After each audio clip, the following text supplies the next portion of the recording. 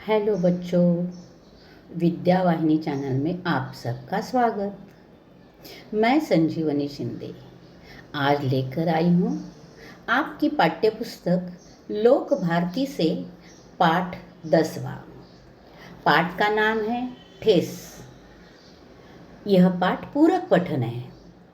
इसके लेखक है फणीश्वरनाथ रेणु। देखो बच्चों, इसके पहले भी पूरक पठन कविता हो गई है, पाठ हो गया है। तब मैंने समझा दिया है कि इस पाठ पर शब्द संपदा के प्रश्न आते नहीं हैं। 2 प्रश्न आते हैं 2 अंकों के लिए, एक एक अंक के लिए या आधा आधा के लिए 2 और 1 के लिए 1, ऐसे 2-3 प्रश्न आते हैं जो शब्दों या वाक्यों में उत्तर लिखने पड़ते हैं और एक स्वमत आता है। बाकी पूरक पठन पर कोई पढ़ाई नहीं होती। हम देखेंगे पाठ, चलते चलते आगे जाएंगे। पहले हम देखेंगे लेखक का परिचय। लेखक का जन्म 1921 पूर्णिया बिहार में हुआ और उनकी मृत्यु 1977 में हुई। इनका परिचय, हिंदी कथाधारा का रुख बदलने वाले फणीश्वरनाथ रेणु जी को आज़ादी के बाद के प्रेमचंद की संज्ञा दी जाती है। आपकी कहानियों और उपन्यासों में आंचलिक जीवन की धुन, गंध, लय, ताल, सुर, सुंदरता, कुरूपता स्पष्ट रूप से दिखाई पड़ती है। आपकी भाषा शैली में अनेक जादुई असर मिलता है। इनकी प्रमुख कृतियाँ मैला आंचल, परती परिकथा, जुलूस, उपन्यास, एक आदमी रात्रि की महक, दूसरी ठुमरी, अच्छे आदमी, कथा संग्रह, ऋण जल, धन जल, नेपाली क्रांति कथा, रिपोर्टाज आदि। अब हम देखेंगे गद्य संबंधी जानकारी क्या दी है। प्रस्तुत आंचलिक कहानी बिहार के ग्रामीण जीवन पर आधारित है। इस कहानी के माध्यम से कथाकार ने ग्रामीण जीवन, सामाजिक संबंध, कारीगरों के स्वाभिमान आदि को बड़े ही सुंदर ढंग से चित्रित किया है। कारीगर के स्वाभिमान को, यानी देखो, समाज में सामान्य में से सामान्य मनुष्य क्यों न हो, उसको खुद का अपना स्वाभिमान होता है और यही इस कहानी से प्रस्तुत किया है। हम देखेंगे कहानी, पढ़ते पढ़ते, पढ़ाई करते करते आगे बढ़ेंगे। खेती बाड़ी के समय गांव के किसान सिरसन की गिनती नहीं करते। लोग उनको बेकारी नहीं, बेगार समझते हैं। इसीलिए खेत खलिहान की मजदूरी के लिए कोई नहीं बुलाने आता। सिरचन को क्या होगा, उसको बुलाकर दूसरे मजदूर खेत पहुंचकर 1/3 काम कर चुके होंगे, तब कई सिरचन राय हाथ में खुरपी झुलाता हुआ दिखाई पड़ेगा। पगडंडी पर तौल तौल कर पाँव रखता हुआ धीरे धीरे मुफ्त में मजदूरी देनी हो तो और बात है। यानी यहाँ कहा जाता है कि जब भी खेती का काम है, कोई भी किसान उसे याद नहीं करता था, इसे बुलाता नहीं था। इसका कारण यह है कि सिरचन को एक काम जमते नहीं थे और दूसरा, बाकी जो मजदूर वहाँ आएंगे उनका 1/3 काम होने के बाद सिरचन वहाँ पहुँच जाता था। और सिरचन को देखो, कहा है कि इसीलिए अगर बुलाना है कि मुफ्त में उसे मजदूरी देनी है तो जरूर सिरचन को बुलाना चाहिए, लेकिन मुफ्त में मजदूरी देना कोई किसान नहीं चाहेगा। इसके लिए उसे इस काम के लिए कोई याद नहीं करता था। आगे देखेंगे पाठन। आज सिरचन को मुफ्तखोर, कामचोर या चटोर कह ले कोई। एक समय था जब उसकी मड्डैया के पास बाबू लोगों की सवारियां बंधी रहती थी। उसे लोग पूछते ही नहीं थे, उसकी खुशामद भी करते थे। अरे सिरचन भाई, अब तो तुम्हारे ही हाथ में यह कारीगर रह गई है। सारे इलाके में एक दिन का समय निकाल कर चलो, बड़े भैया की चिट्ठी आई है, शहर से सिरचन के से एक जोड़ा चिक बनाकर भेज दो। यानी इस प्रकार का व्यवहार होता था। लेखक ने कहा है कि आजकल सिरचन को मुफ्तखोर खा जाता है। मुफ्तखोर यानी मुफ्त में खाने वाला, कामचोर यानी काम में कुचराई करने वाला, चटोर यानी सिर्फ अच्छा अच्छा खाने का लोलुप होने वाला। लेकिन यह आज की बात है। लेकिन एक समय ऐसा था कि उसकी मड्डैया के सामने, मड्डैया यानी झोपड़ी, उसकी झोपड़ी के सामने बाबू लोगों की सवारियां बंधी रहती थी, बाबू लोगों की गाड़ियां खड़ी रहती थी, और उसकी यानी उसको पूछते ही नहीं तो उसकी खुशामद भी करते थे, यानी उसकी प्रशंसा भी करते थे, उसको अच्छे अच्छे बोल बोलते थे। और क्या कहते थे कि सिरचन भाई, तुम्हारे हाथ में जो कारीगरी बची है वही इस इलाके में है, अब इस इलाके में तुम्हारे जैसा कोई कारीगर दूसरा है नहीं, ऐसा कहा जाता था। और आगे जाकर कोई शहर में रहने वाला भैया वगैरह उनके पास से ही चिक जोड़ा मांगता था, चटाइयाँ मांगता था, शीतल पाटी मांगता था, तो उनकी काम के लिए उनको बुलाया जाता था, सिरचन को बुलाया जाता था, सम्मान दिया जाता था। लेकिन देखो, समय बदलता है तो बाकी बातें भी बदलती जाती है। मुझे याद है मेरी माँ जब कभी सिरचन को बुलाने के लिए कहती, मैं पहले ही पूछ लेता भोग क्या क्या लगेगा। यानी लेखक कहते हैं कि जब मेरी माँ कभी भी मुझे बोलती कि जाकर सिरचन को बुला कर ले आ, तब मैं सबसे पहले उनको पूछता था कि उसको भोग में क्या क्या लगेगा, यानी उसको खाने में क्या क्या मिलने वाला है घर पर। माँ हंसकर कहती, जा जा बेचारा, मेरे काम में पूजा भोग की बात नहीं उठाता कभी। पड़ोसी गांव तो माँ कहती है कि जा जा, सिरचन बेचारा कभी भी मेरे काम में पूजा भोग की बात नहीं करता, जो मैं देती हूँ वो खाकर वो अपना काम करके चला जाता है। लेकिन लेखक का अनुभव अलग है। लेखक कहता है कि पड़ोसी गांव के पंचानंद चौधरी के छोटे लड़के को एक बार मेरे सामने ही बेपानी कर दिया था। यानी एक बार लेखक के सामने ही सिरचन ने पास वाले गांव के पंचानंद चौधरी के छोटे लड़के को बेपानी कर दिया था, यानी अपमानित कर दिया था। कैसे, वो भी कहानी लेखक बता रहे हैं। सिरचन ने, तुम्हारी भाभी नाखून से काट कर तरकारी परोसती है और इमली का रस डालकर कढ़ी तो हम मामूली लोगों की घरवालियाँ बनाती है, तुम्हारी भाभी ने कहाँ से बनाना सीखी है। यानी उसने ऐसे बोला था। वो चौधरी के घर जब गया था तो उसको खाने में बहुत कम दिया था, नाखून का खांट कर देना, यानी जैसे हम डाव से या चम्मच से परोसते हैं, तो वो कहते हैं कि वो नाखून खांट कर, यानी नाखून से ही परोसती है, यानी बहुत कम परोसती है। और दूसरी बात वह ये कहता है कि इमली का रस डालकर कढ़ी तो मामूली घर में भी बनती है, हमारी घरवालियाँ भी बनाती है, तुम्हारी भाभी ने कहाँ से सीखी है ऐसी कढ़ी बनाना। इसलिए, और ये बात सुनकर लेखक ही बहुत डरे थे, और इसलिए उसके बाद जब भी वह जाते थे उसको बुलाने के लिए, पहले घर में पूछताछ करते थे कि उसको खाने में क्या क्या मिलने वाला है। इसलिए सिरचन को बुलाने के पहले मैं माँ से पूछ लेता। सिरचन को देखते ही माँ खुलस कर कहती, आओ सिरचन, आज मैं नैनू मत रही थी तो तुम्हारी याद आई। तो देखो, जब भी सिरचन को बुलाया तो माँ हंसकर उससे बात करती थी। कभी हंसकर ऐसा कहती थी कि आज नैनू मत रही थी तो तुम्हारी याद आई। नैनू मत ना, यानी दही को मत कर उससे माखन निकालना, तो तुम्हारी याद आ गई, क्योंकि घी की खकोरन के साथ चूड़ा तुमको बहुत पसंद है ना। यानी माँ ने कितना याद रखा है सिरचन को क्या पसंद है। माँ कहती है घी की खकोरन, यानी माखन निकालने के बाद उसका घी बनाया जाता है, तो वह जो उबाला जाता है तब घी ऊपर आता है और जो नीचे रहता है उसे खकोरन कहते हैं। तो सिरचन को उस खकोरन के साथ चूड़ा खाने के लिए पसंद था। और बड़ी बेटी ने ससुराल से संवाद भेजा है, उनकी ननद रूठी है मोती की शीतल पाटी के लिए।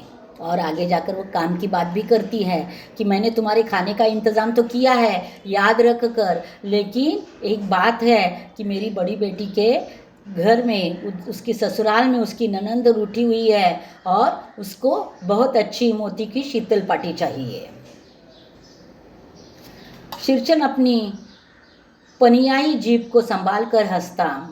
पनियाई यानी ये जो खकरोन, चूड़ा, वो जो नाम बता रही है लेखक की माँ, तो उसके मुंह में पानी आया है, जीभ पर पानी आया है, वह ललचा गया है और उस पानी को संभालते हुए हंसता हुआ कहता है, घी की सौंधी सुगंध सुनकर ही आ रहा हूँ काकी, नहीं तो इस शादी ब्याह के मौसम में दम मारने के लिए भी छुट्टी कहाँ मिलती है। और वो कहता है, वो भी बोलने में पक्का है, वो कहता है कि जैसे नेनू मतने वक्त आपको मेरी याद आई, वैसे ही आपके घर से घी की सौंधी सुगंध आई, तो इसीलिए तो मैं आया, नहीं तो शादी ब्याह के दिनों में दम भरने के लिए, सांस लेने के भी लिए फुर्सत नहीं होती, तो तुम्हारे घर आने के लिए कहाँ से फुर्सत निकालता, लेकिन वही सुगंध सूंघ कर मैं आया हूँ। शेरचन की जाति का कारीगर है, यानी शेरचन जाति का कारीगर है, यानी बहुत सुंदर कारीगरी उसकी है। मैंने घंटों बैठकर उसके काम करने के ढंग को देखा है। लेखक कहते हैं, जब वो काम करता है तो मैं घंटे बैठकर उसका काम देखता हूँ। एक एक मोती और पटेर को हाथ में लेकर बड़े जतन से उसकी कुच्ची बनाता, यानी एक एक मोती और पटेर को हाथ में लेता है और बड़े जतन से, यानी बहुत ही लगन से उसकी कुच्ची बनाता है। कुच्ची यानी छोटा झाड़ू। फिर कुच्चियों को रंगने से लेकर सुतली उलझने में पूरा दिन समाप्त, यानी और कुचिया रंगाना, फिर उसकी सुतली रंगाना, वो सुलझाना यानी अलग करना, इन सब में पूरा दिन उसका बीतता था, लेकिन वह लगन से काम करता था। काम करते समय उसकी तन्मयता में जरा भी बाधा पड़ी कि गेहुएपन नासाम की तरह फुफकार उठता, और काम करते वक्त उसकी तन्मयता किसी ने तोड़ी तो वह गेहुए रंग के सांप के जैसे फुफकार उठता था। फिर किसी दूसरे से करवा लीजिए, काम सिर से मुंह जोर है, काम चोर नहीं। और किसी ने कुछ बीच में टोका तो वह कहता था, अगर ऐसा है तो आप और किसी से काम करवा लो, मुझसे नहीं होगा। शेरचन मुंह जोर है लेकिन कामचोर नहीं है, वह अपने काम में कभी काम चोरी नहीं करता, और सत्य है वह कारीगिरी में कभी काम चोरी नहीं करता था, वह खेती के काम में काम चोरी करता था। अपना कारीगिरी का काम वो बहुत ही लगन से करता है। बिना मजदूरी के पेट भर भात पर काम करने वाला कारीगर। और शेरचन की विशेषता क्या है कि मजदूरी वह लेता नहीं था, पेट भर खाने के लिए मिले, दूध में कोई मिठाई न मिले तो कोई बात नहीं, किंतु बात में जरा भी झाला न वह नहीं बर्दाश्त कर सकता। अगर उसको दूध दिया है तो उसके साथ मिठाई न दी तो चलेगा, वह सह लेगा, लेकिन उसको टोकने वाला, उसके बातों में थोड़ा भी कड़वापन आया तो जरा भी झाला यानी तीखापन, उसके साथ बात करते वक्त तो थोड़ा भी तीखापन आया तो वह बर्दाश्त नहीं करता था। तो वह क्या करता था, शेरचन को लोग चटोर भी समझते हैं। चटोर का मतलब है बहुत ही चटपटा खाने वाला। तली बघारी हुई तरकारी, तली बघारी हुई यानी थोड़े से तेल में बनाई हुई नहीं, तली हुई बघारी हुई तरकारी यानी सब्जी वो खाता है। दही की कड़ी चाहिए उसे, मलाई वाला दूध चाहिए उसे। इनका सब का प्रबंध पहले कर लो, तब शेरचन को बुलाओ। दुम हिलाता हुआ हाजिर हो जाएगा और एकदम नम्रता से वो हाजिर हो जाएगा अगर इस प्रकार का खाना उसकी थाली में परोसा है तो। और सिर्फ खाएगा नहीं, साथ साथ अच्छी कारीगरी भी दिखाएगा। खाने पीने में चिकनाई में की कमी हुई कि काम की सारी चिकनाई खत्म। चिकनाई यानी सुंदरता।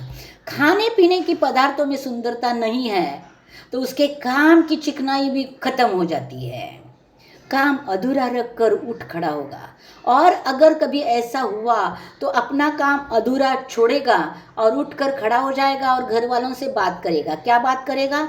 आज तो अब अधपकाली दर्द से माता टनटना रहा है। अधपकाली यानी अर्धशिशी, यानी आधा सिर दुखने का दर्द होता है, उसे अधकपाली कहते हैं।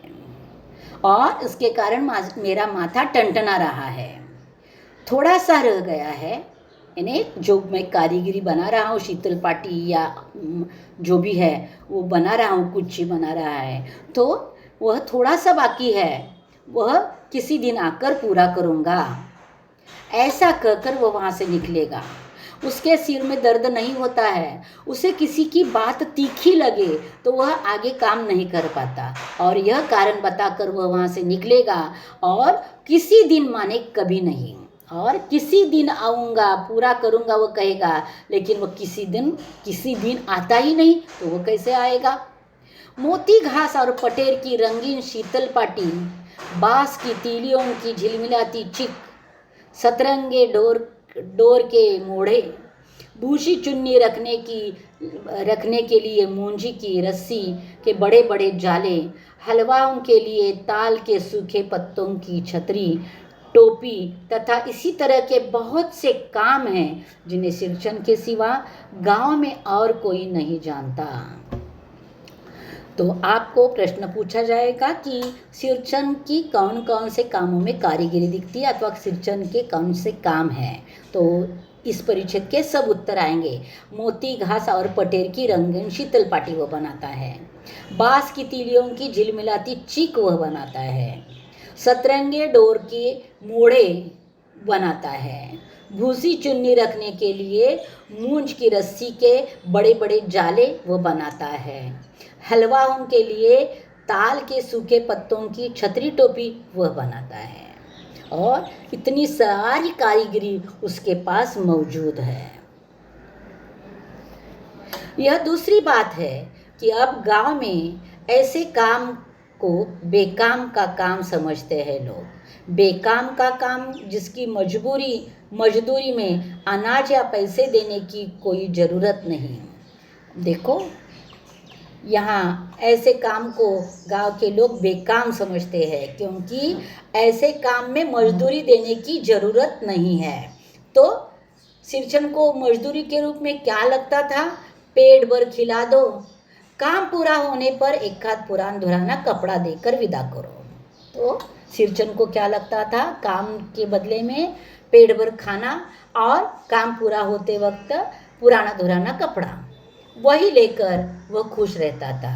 वह कुछ भी नहीं बोलेगा, और इतना लेने के बाद वह कुछ मांगेगा नहीं, ज़्यादा कुछ भी नहीं बोलेगा, ऐसी बात नहीं। सिरचन को बुलाने वाले जानते हैं सिरचन बात करने में भी कारगर है। यानी लेखक कहते हैं कि ऐसा नहीं है कि कुछ भी बोलता नहीं है, बोलता है। वह जैसे काम में कारीगर है वैसे वह बातों में भी कारगर है।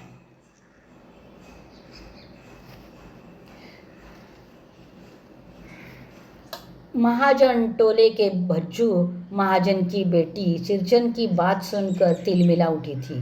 ठहरो, मैं माँ से जाकर कहती हूँ इतनी बड़ी बात। यानी महाजन के टोले की भज्जू सिरचन की बात सुनकर तिलमिला उठी थी। तिलमिला उठना यानी बहुत क्रोधित होना। वो आप कहती है कि ठहरो तुम, मैं माँ से ही कहती हूँ इतनी बड़ी बात।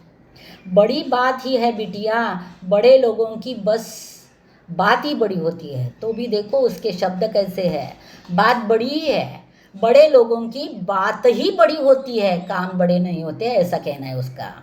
नहीं तो 2-3 पटेर की पार्टियों का काम सिर्फ खेसारी का सूत खिलाकर कोई करवाए भला?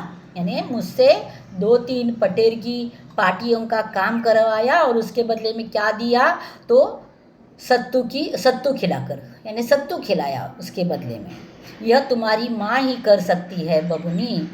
यानी वह बबुनी को कहता है यह ऐसा वाला काम तुम्हारी माँ ही करेगी कि इतना बड़ा कुशलता का काम मुझसे करवा कर सिर्फ सत्तू खिलाया मुझे तुम्हारी माँ ने। इस प्रकार का हंसता हुआ सिरचन जवाब देता था लोगों को। यानी इससे पता चलता है कि वह बात में भी कितना कारगर है, यानी कुशलता से बात करता है। इस बार मेरी सबसे छोटी बहन पहली बार ससुराल जा रही थी। अब इस बार लेखक के घर सिरचन को क्यों बुलाया है, तो उनकी छोटी बहन की शादी हो गई है। वह ससुराल जाकर वापस आई है, यानी शादी के बाद रही है, पहली बार वापस आई है और पहली बार वो अपने ससुराल जाने वाली है।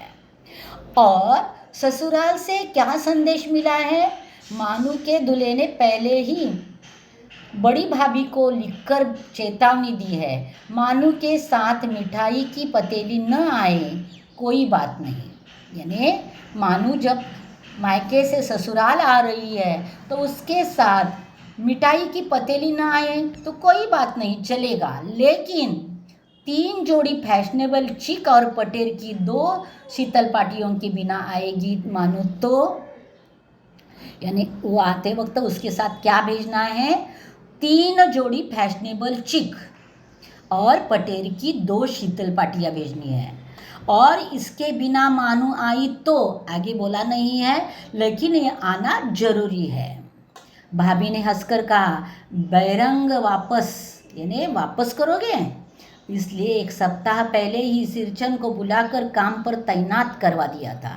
और ये सब चीज़ें बनाने के लिए, मानू की ससुराल में भेजने के लिए, ये सब चीज़ें बनाने के लिए उसे बुलाया गया है 1 सप्ताह पहले से ही। अब सिरचन उनके घर आया है और काम की शुरुआत की है।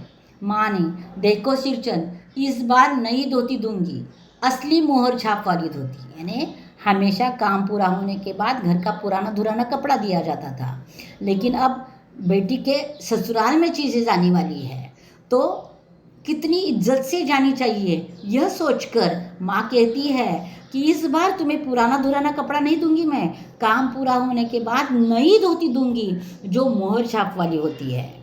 मन लगाकर ऐसा काम करो कि देखने वाले देखते ही रह जाए, यानी मैं भी उसके बदले में अच्छा कुछ दे दूंगी और तुम भी काम ऐसा करो कि देखने वाला देखता ही रह जाएगा।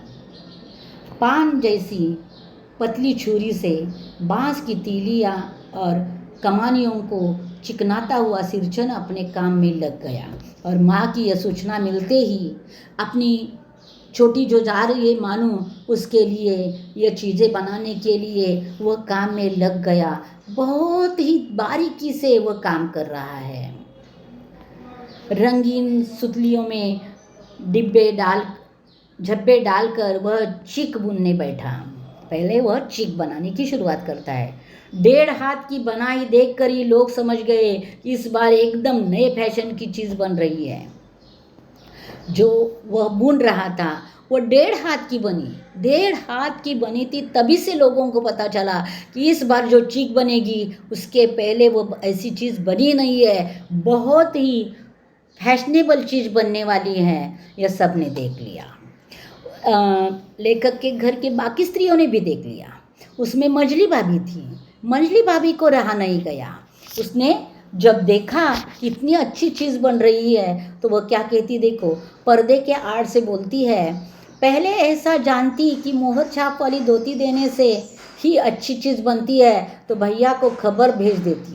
यानी मंजली भाभी कहती है कि अगर मुझे ऐसा पता होता कि मोहर छाप वाली धोती देने के बाद इतनी सुंदर चीज़ बनने वाली है तो मैं मेरे पहले ही भैया को मैसेज भेज देती, संदेश भेज देती कि मोहर छाप वाली धोती भेज दो और मैं तुम्हें देती और सुंदर चीज़ बनवा देती। लेकिन देखो, इसके ऊपर भी सिरचन का उत्तर तैयार है। सिरचन क्या कहता है, काम में व्यस्त सिरचन के कानों में बात पड़ गई। बोला, मोहर छाप वाली धोती के साथ रेशमी कुर्ता देने पर भी ऐसी चीज़ नहीं बनती बहुरिया। यानी तुम अगर मोहर छाप वाली धोती देती और उसके साथ रेशमी कुर्ता भी देती तो भी मैं तुम्हारे लिए ऐसी चीज़ नहीं बनाता। क्योंकि ये क्यों बना रहा है वो बताता है। मानू दीदी काकी की सबसे छोटी बेटी है। मानू दीदी का दूल्हा अफसर आदमी है और उस अफसर आदमी को खुश करने के लिए मैं इतनी सारी अच्छी चीज़ें बना रहा हूँ, वह किसी और के लिए नहीं बन सकती। यानी बातों बातों में काटना कैसे आता है उसको। मंजली भाभी का मुंह लटक गया, उसको बहुत ही क्रोध आया, गुस्सा आया। मेरी चाची ने फुसफुसा कर कहा, किसी से बात करती है बहू? मोहर छाप वाली धोती नहीं, मूंगिया लड्डू, बेटी के विदाई के समय रोज मिठाई जो खाने को मिलेगी, देखती है ना। यानी जब मंजली भाभी को ऐसे दुखी देखा तो यहाँ चाची कहती है, फुसफुसा कर यानी आहिस्ता आहिस्ता धीमी धीमी आवाज़ में कहती है कि अरे मोहर छाप वाली धोती के लिए इतना काम नहीं हो रहा है, क्योंकि मानू दीदी हमारी मानू बेटी ससुराल जाएगी तो उसको देने के लिए घर में हर दिन मिठाइयाँ बन रही है और हर दिन उसे चखने के लिए मिलती है, तो उसकी लालच में वो काम कर रहा है, ऐसा चाची बोलती है। दूसरे दिन चिक की पहली पांति में 7 तारे जगमगा उठे। 7 तारे जगमगा उठे यानी बहुत सुंदर दिखाई देने लगी चिक। 7 रंग के सतभैया तारा अपने काम में मगन सिरचन को खाने पीने की सुध नहीं रही। यानी वह एक बार काम करने लगा तो उसको खाने की भी सुध भी नहीं रहती थी, वो बहुत सुंदर काम कर रहा था। चीक में सुतली के फंदे डालकर उसने पास पड़े सूप पर निगाह डाली। पास पड़ा सूप में उसको नाश्ता दिया था और वो काम करते करते सूप की ओर नज़र उठा कर देखता है तो सूप में क्या था? गुड़ का एक सूखा ढेला। मैंने लक्ष्य किया। सिरचन की नाक के पास 2 रेखाएं उभर आई, यानी उसके चेहरे पर निराशा का भाव दिखाई दिया, दुखी भाव दिखाई दिया। और लेखक जब यह भांपता है तो लेखक दौड़े हुए अपनी माँ के पास चला जाता है और कहता है, मैं दौड़कर माँ के पास गया, माँ आज सिरचन को कलेवा किसने दिया है? सिर्फ चिवड़ा और गुड़। यानी वह माँ को कहता है कि अरे सिरचन को इतना ही नाश्ता, कलेवा यानी नाश्ता इतना ही दिया है कि चिवड़ा और गुड़ ही दिया है।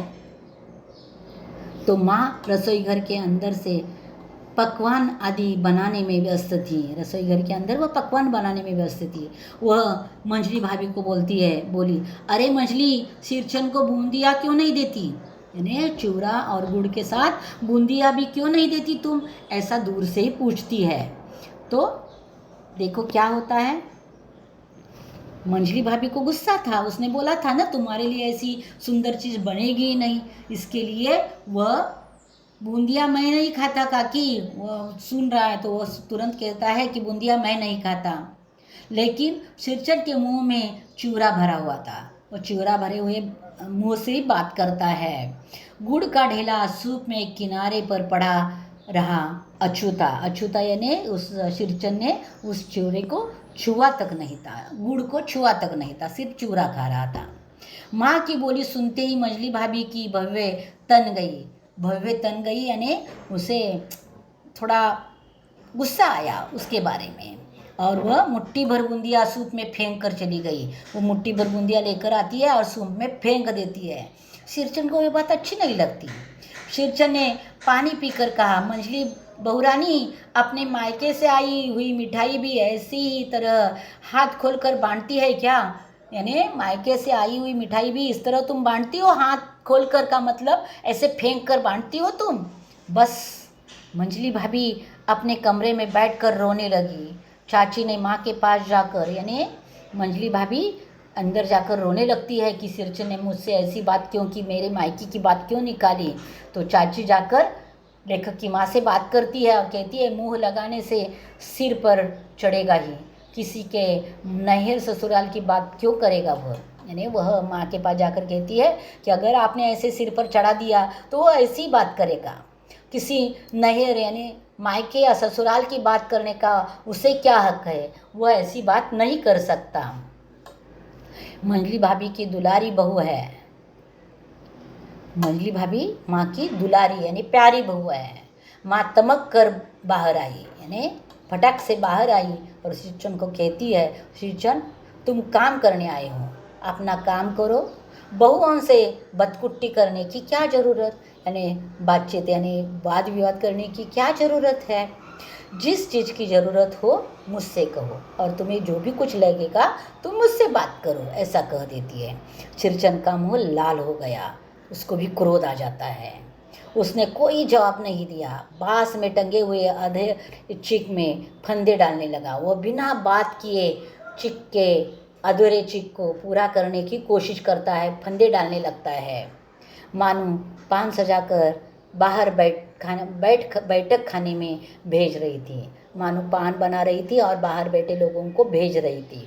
लेकिन जाते जाते बीच में वह सिरचन के पास आती है और चुपके से क्या करती है, चुपके से पान का एक बीड़ा सिरचन को देती है। देती हुई इधर उधर देखकर बोली, सिरचन दादा, कामकाज का घर है, 5 तरह के लोग 5 किस्म की बात करेंगे।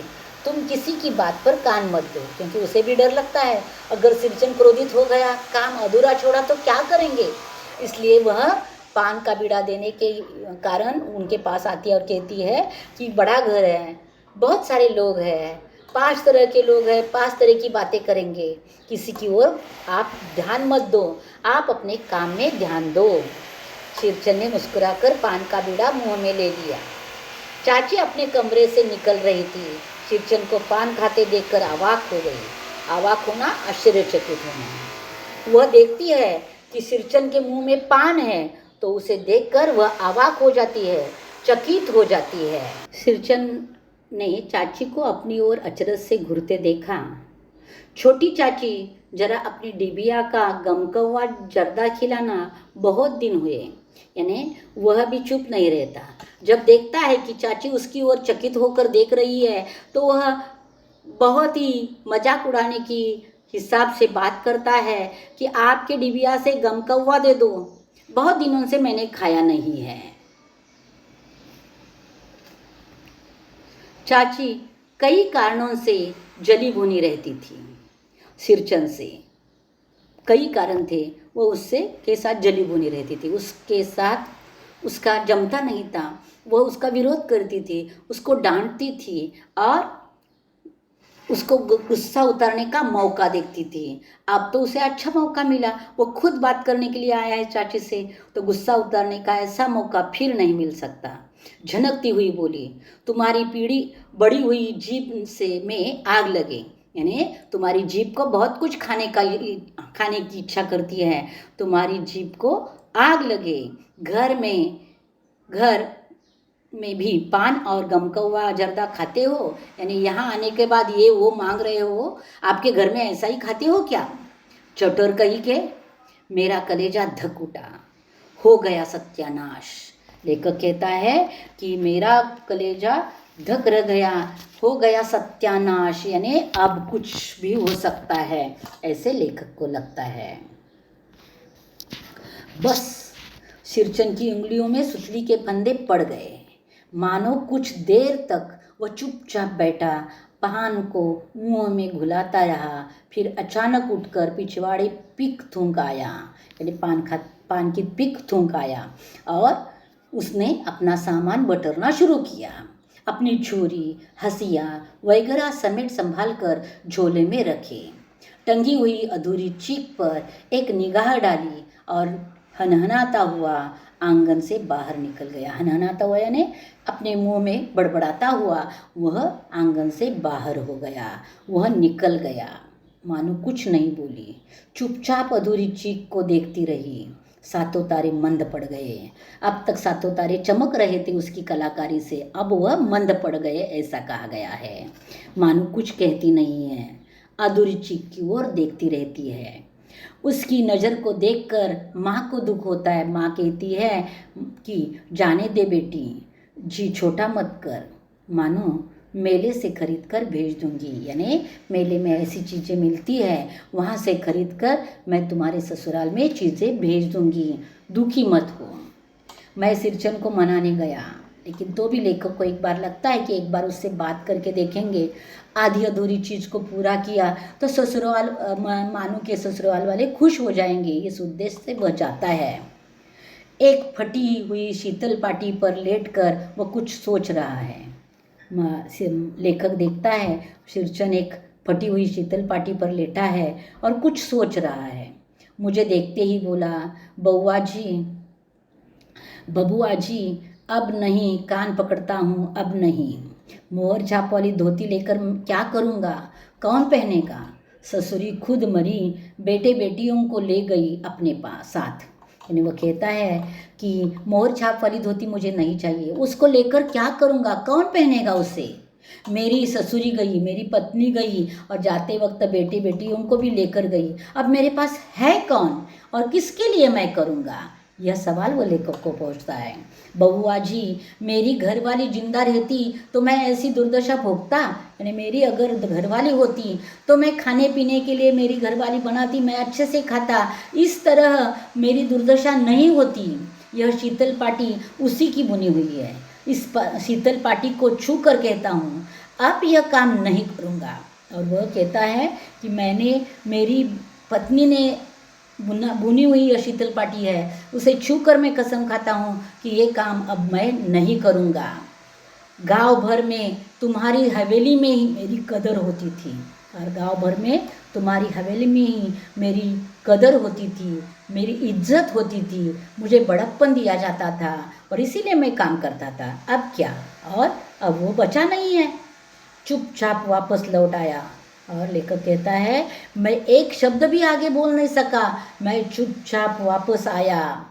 समझ गया कलाकार के दिल में ठेस लगी है, यानी वह बहुत दुखी हुआ है, वह नहीं आ सकता, और वह दुखी होने के कारण वह अब नहीं आ सकता।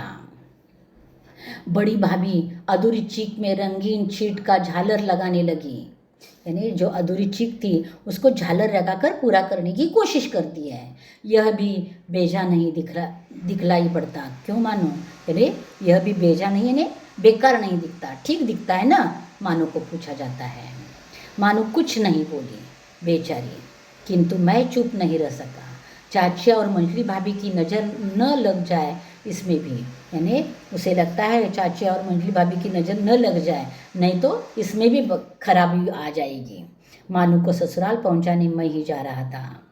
अब मानू के ससुराल जाने का दिन आ गया, लेखक ही ससुराल पहुंचाने के लिए जा रहा था। अब क्या हुआ देखो, स्टेशन पर सामान मिलाते समय देखा मानू बड़े जतन से अधूरी चीख को मोड़कर लिए जा रही है। अपने साथ मन ही मन सिरजन पर गुस्सा हो आया। चाची के सुर में सुर मिलाकर कोसने को जी हुआ। कामचोर चटोर, यानी लेखक कहता है कि मानू जो ससुराल जा रही थी बहुत दुखी थी, उसका मन बहुत निराश हो गया था, और यह देखकर मुझे चटोर का सिरजन पर बहुत गुस्सा आ रहा था, और लग रहा था कि चाची जैसे उसे बोलती है कामचोर चटोर, वैसा मैं भी बोलूं, ऐसे लेखक को लग रहा था। तभी गाड़ी आ जाती है। सामान चढ़ाकर मैं दरवाज़ा बंद कर रहा था, तभी प्लेटफॉर्म पर दौड़ते हुए सिरचन नज़र पड़ी। उन सिरचन दौड़ता हुआ आ रहा था। बबुआ जी, उसने दरवाजे पर आकर पुकारा, तो वह आते ही बबुआ जी कह के पुकारता है। लेखक को पहले ही सिरचन से थोड़ा गुस्सा है, तो उसे लगता है क्या है, ऐसे वह जोर से चिल्लाता है। मैंने खिड़की से गर्दन निकालकर झिड़की के स्वर में कहा, झिड़की यानी गुस्से के स्वर में कहा। सिरचन ने पीठ पर लदे हुए बोझ को उतार कर मेरी ओर देखा। दौड़ता आया हूँ, दरवाज़ा खोलिए। और वो बोलता है पीठ पर जो बोझ लिया था वो उतार कर रखता है और कहता है कि मैं दौड़ता हुआ आया हूँ, दरवाज़ा खोलिए, मानू दीदी कहाँ है, एक बार देखो, एक बार मैं मानू दीदी को देखना चाहता हूँ। मैंने दरवाज़ा खोल दिया। लेखक दरवाज़ा खोलता है, मानू अंदर से ही बोलती है, सिरचन दादा। मानू इतना ही बोल सकी। तब तक क्या हुआ देखो, खिड़की के पास खड़े होकर सिरचन ने हकलाते हुए कहा, यह मेरी ओर से है। और उसने जो बोझ लाया था कंधे पर वह रेल के अंदर फेंक देता है, और कहता है, गाड़ी के अंदर फेंक देता है और कहता है ये मेरी ओर से, क्योंकि गाड़ी चल पड़ने वाली है, इसलिए वह अंदर ढकेल देता है और कहता है कि ये सब मेरी ओर से। सब चीज़ें हैं दीदी, शीतल पाटी, चीख और एक जोड़ी आसनी कुश की, यानी शीतल पाटी और चीख देना था, लेकिन सिरचन अपनी ओर से 2 जोड़ी आसनी कुश भी देता है। इतना कहकर कहता है तब तक गाड़ी चल पड़ती है। मानो मोहर छाप वाली धोती का दाम निकाल कर देने लगी, क्योंकि माँ ने बोला था ना इतना काम होने के बाद मोहर छाप वाली धोती दे दूंगी। तो मानो को लगता है कि उसके पैसे मैं उसे दे दूं, और वो पैसा निकालना चाहती है। तो सिरचन ने जीप को दांत से काट कर दोनों हाथ जोड़ दिए और कहा, क्या कहा कि नहीं चाहिए मुझे ये पैसा, मैं नहीं चाहता। तब ये सब देखकर मानो फूट फूट कर रो रही थी। और तब लेखक जो सिरचन ने बोझ दिया था उस बंडल को खोल देते हैं। ऐसी कारीगरी, ऐसी बारीकी, ऐसी रंगीन सुतलियों के फंदों का ऐसा काम पहली बार देख रहा था मैं, ऐसा लेखक कहते हैं। यानी इतना सुंदर काम किया हुआ जो है वह सिरचन ने दे दिया है। तो देखो सिरचन गुस्से वाला है। सिरचन ने अधूरा काम छोड़ा, लेकिन उसने अपने गांव की इज्जत नहीं जाने दी, क्योंकि उस मानो के ससुराल में मानो की इज्जत बढ़नी चाहिए। इसलिए वो अपने घर से अपने पैसों से वो सारी चीज़ें बनाता है और मानो को दे देता है। बस यहाँ कहानी ख़त्म हुई है। अब हम देखेंगे इस कहानी के लेखन कार्य। पहले शब्दार्थ देखेंगे। बेकार यानी बिना मजदूरी दिए जबरदस्ती लिया गया काम। मड्डैया यानी झोपड़ी। चिक बांस की तीलियों का बना हुआ पर्दा। मोथी एक प्रकार की घास। शीतल पाटी चटाई। मूंछ यानी एक प्रकार का तृण घास। और कलेवा यानी नाश्ता। अब देखेंगे मुहावरे। मुंह लाल होना, क्रोधित होना। ठेस लगना, दुखी होना या बुरा अनुभव होना। फूट फूट कर रोना, जोर जोर से रोना। मुंह लटकाना, निराश होना। मुहावरों का वाक्यों में प्रयोग। मुंह लाल होना, बहुत क्रोधित होना। वाक्य, पिकनिक जाने का विरोध सुनकर रमा का मुंह लाल हो गया। ठेस लगना, दुखी होना। मालिक की बात सुनकर नौकर के मन को ठेस लगी। फूट फूट कर रोना, जोर जोर से रोना। माँ को बाजार जाते हुए देखकर बच्ची फूट फूट कर रोने लगी। अगला मुहावरा, मुंह लटकाना, निराश होना। साइकिल न लेने पापा की बात सुनकर राम का मुंह लटका कर रह गया। अवाक होना, हैरान होना। छोटे बच्चों का ज्ञान देखकर हमें अवाक होना पड़ता है। अगला मुहावरा है, तिलमिला उठना, बुरा मानना। मंझली भाभी की सच्चाई सामने आने पर वह तिलमिला उठी। इस तरह मुहावरे और उनके वाक्य मैंने दिए हैं। अब देखेंगे हम पाठ का स्वाध्याय। स्वाध्याय में पहला प्रश्न है, सूचना के अनुसार कृतियाँ कीजिए। उसमें 1 नंबर पर है, संजाल पूर्ण कीजिए। सिरचन को आने वाले काम जो मैंने कहे थे वहाँ उस परिच्छेद में, मोती घास और पटेर की रंगीन था शीतल पाटी। सतरंगे डोर के मोड़े। बांस की तीलियों की झिलमिलाती चीख। चुन्नी रखने के लिए मूंज की रस्सी के बड़े बड़े जाले। अब ये हो गया पहला प्रश्न। दूसरा प्रश्न,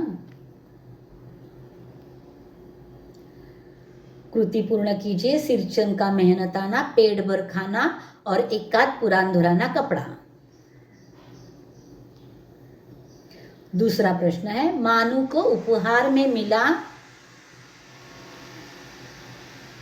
चिक और एक जोड़ी आशनी कुश शीतल पाटी। सिरचन को लोग कहते मुक्तकोर और कामचोर। अगला प्रश्न देखेंगे, निम्नलिखित वाक्यों को उचित क्रम लगाकर लिखिए। सातों तारे मंद पड़ गए, ये मेरी ओर से है, जब सब चीजें हैं दीदी। लोग उसको बेकार ही नहीं बेगार समझते थे हैं। मानो दीदी काकी की सबसे छोटी बेटी है। अब इसको हमें सही क्रम से लगाना है, उचित क्रम से लगाना है। उत्तर है, पहला वाक्य आएगा लोग उसको बेकार नहीं बेगार समझते हैं। दूसरा वाक्य आएगा मानो दीदी काकी की सबसे छोटी बेटी है। तीसरा वाक्य आएगा सातों तारे मंद पड़ गए। और चौथा वाक्य आएगा ये मेरी ओर से है, सब चीजें है दीदी। अब अगला अभिव्यक्ति है। अभिव्यक्ति के लिए विषय दिया गया है कला और कलाकार का सम्मान करना हमारा दायित्व है। इस कथन पर अपने विचारों को शब्दबद्ध कीजिए। इस प्रकार का प्रश्न आपको स्वमत के लिए आता है, तो इसका उत्तर मैंने दिया है कला ईश्वर की देन है। कला प्रत्येक इंसान के पास नहीं होती। कला को सही सम्मान न मिलने के कारण बहुत सारी कलाएं लुप्त होती जा रही है। भारतीय ग्रामीण सभ्यता का इतिहास लोक कला से जुड़ा है। कुछ कलाएं उपयोगी होती है तो कुछ कलाएं मनोरंजन के काम आती है। इसके आगे और जानकारी है। कला को अपनी कला जान से भी प्यारी होती है। कलाकार को अपनी कला जान से प्यारी होती है। अपनी भारतीय संस्कृति की पहचान हमें अनेक कलाओं से होती है। भारतीय संस्कृति को जिंदा रखना है तो हमें कला को जिंदा रखना पड़ेगा। और कला तब जिंदा रह सकती है जब कलाकार जिंदा रहेगा। कला को जिंदा रखने के लिए हमें कलाकार का सम्मान करना चाहिए। इस तरह स्वमत का उत्तर तैयार करना है। इस प्रकार कला का महत्व जानने के बाद मुझे लगता है कि हमें कला और कलाकार का सम्मान करना चाहिए।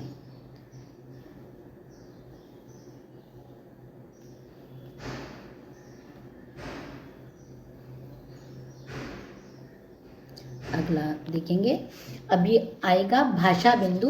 भाषा बिंदु में यहाँ काल परिवर्तन दिए हैं। बच्चों पहले याद रखो, काल में पहला 3 भेद होते हैं, वर्तमान काल, भूतकाल और भविष्य काल। वर्तमान काल के 3 भेद होते हैं, सामान्य वर्तमान काल, अपूर्ण वर्तमान काल, पूर्ण वर्तमान काल। भूतकाल के 3 भेद होते हैं, सामान्य भूतकाल, अपूर्ण भूतकाल, पूर्ण भूतकाल। और भविष्य काल का एक ही भेद होता है। इस पन्ने पर इस भाषा बिंदु में भविष्य काल के भी उन्होंने अलग अलग नाम दिए हैं। सबका उत्तर एक ही वाक्य आएगा जो मैंने उत्तर में के रूप में दिया है। पहला वाक्य है अली घर से बाहर चला जाता, सामान्य भूतकाल करना है। उत्तर है अली घर से बाहर चला गया। आराम आराम हो जाता है, अपूर्ण वर्तमान काल एवं पूर्व भविष्य काल। तो देखिए मैंने कहा है भविष्य काल में एक ही भविष्य काल होता है, उसे कभी सामान्य भविष्य काल कहते हैं, कभी भविष्य काल कहते हैं। तो दोनों के उत्तर दे रही हूँ। आराम आराम आराम हराम हो गया है, पूर्ण वर्तमान काल। और आराम हराम हो जाएगा, भविष्य काल। सरकार एक ही टैक्स लगाती है, सामान्य भविष्य काल। सरकार एक ही टैक्स लगाएगी। आप इतनी देर से नापतोल करते हैं। उत्तर है आप इतनी देर से नापतोल कर रहे हैं। अगला वाक्य, वे बाजार से नई पुस्तक खरीदते हैं, पूर्ण भूतकाल एवं अपूर्व भविष्य काल। इसका भी उत्तर एक ही आएगा। उन्होंने बाजार से नई पुस्तक खरीदी थी।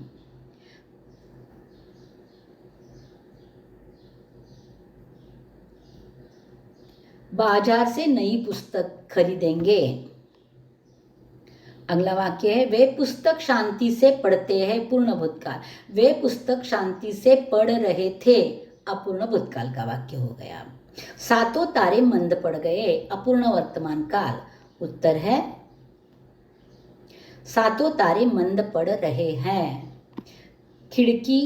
मैंने खिड़की से गर्दन निकालकर झिड़की के स्वर में कहा, अपूर्ण भूतकाल। मैंने खिड़की से गर्दन निकालकर झिड़की के स्वर में कह रहा था, मैं कह रहा था, इस प्रकार उत्तर आएगा। इसमें दूसरा प्रश्न है, भाषा बिंदु में दूसरा प्रश्न है, नीचे दिए गए वाक्य का काल पहचान कर निर्देशानुसार काल परिवर्तन कीजिए। यानी पहला वाक्य जो दिया है वो कौन से काल का है वो बताना है, और आगे जो काल दिए हैं, काल के नाम दिए हैं, उसमें हमें परिवर्तन करना है। वाक्य है, मानू को ससुराल पहुंचाने मैं ही जा रहा था। यह काल है अपूर्ण भूतकाल। अब सामान्य वर्तमान काल इसका होगा, मानू को ससुराल पहुंचाने मैं ही जाता हूँ। सामान्य भविष्य काल होगा, मानू को ससुराल पहुंचाने मैं ही जाऊंगा। अपूर्ण भविष्य काल होगा, मैंने कहा है भविष्य काल में कुछ नहीं होता, इसलिए वही वाक्य उत्तर के रूप में आएगा। मानू को ससुराल पहुंचाने मैं ही जाऊंगा। पूर्ण वर्तमान काल उसका आएगा, मानू को ससुराल पहुंचाने मैं ही गया हूँ। सामान्य भूतकाल, मानू को ससुराल पहुंचाने मैं ही गया। अपूर्ण वर्तमान काल, मानू को ससुराल पहुंचाने मैं जा रहा हूँ। अब पूर्ण भूतकाल का वाक्य, मानू को ससुराल पहुंचाने मैं ही गया था। और अंतिम पूर्ण भविष्य काल, मानू को ससुराल पहुंचाने मैं ही जाऊंगा। इस प्रकार व्याकरण हो गया। अब उपयोजित लेखन। उपयोजित लेखन में विषय दिया है आपको पुस्तक प्रदर्शनी में 1 घंटा। इस विषय पर 80 शब्दों में निबंध लिखिए। जहाँ जहाँ निबंध आया है वहाँ वहाँ मैंने 5-6 मुद्दे दिए हैं। एक एक मुद्दे के बारे में अगर आप 4-5 वाक्य बनाते जाओगे तो अपने आप आपका निबंध अच्छे से पूरा हो जाएगा। तो हम मुद्दे देखेंगे। पुस्तक अनमोल होती है, वे हमारी अच्छी दोस्त होती है। इसके बारे में आपको 5-6 वाक्य लिखने हैं। पुस्तक का ज्ञान जब चाहे मिल सकता है, उसके बारे में आपको वाक्य लिखने हैं। पुस्तक प्रदर्शनी में करीने से लगी हुई पुस्तकें, विज्ञान, इतिहास, चरित्रात्मक, आध्यात्मिक के साथ साथ बच्चों के लिए भी अनेक प्रकार की पुस्तकें प्रदर्शनी में थी।